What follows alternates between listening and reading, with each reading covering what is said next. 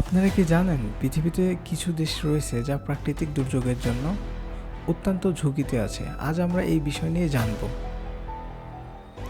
বিশ্বের অভিনব অঞ্চলগুলোর মধ্যে কিছু দেশের পরিস্থিতি আমাদের সচেতন থাকতে সাহায্য করতে পারে। প্রাকৃতিক দুর্যোগ আমাদের জীবনকে প্রভাবিত করতে পারে, তাই এটি গুরুত্বপূর্ণ যে আমরা জানি কোন দেশের ঝুঁকি বেশি।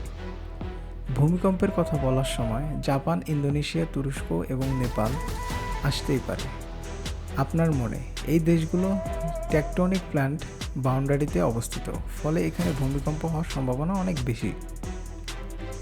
এবার ঘূর্ণিঝড়ের দিকে তাকাই। ফিলিপাইন, বাংলাদেশ এবং যুক্তরাষ্ট্রের কথা উল্লেখ করা যাক। উষ্ণ সমুদ্রের জলের কারণে এই দেশগুলোতে ঘূর্ণিঝড় তৈরি হয়।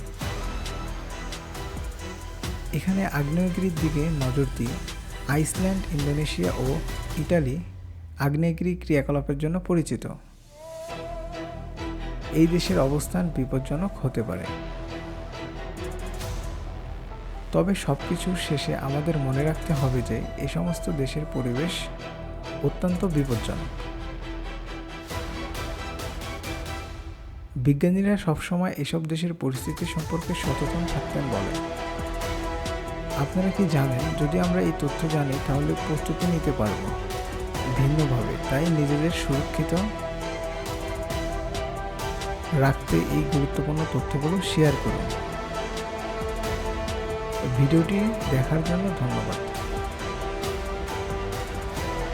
থাকুন নিরাপদ।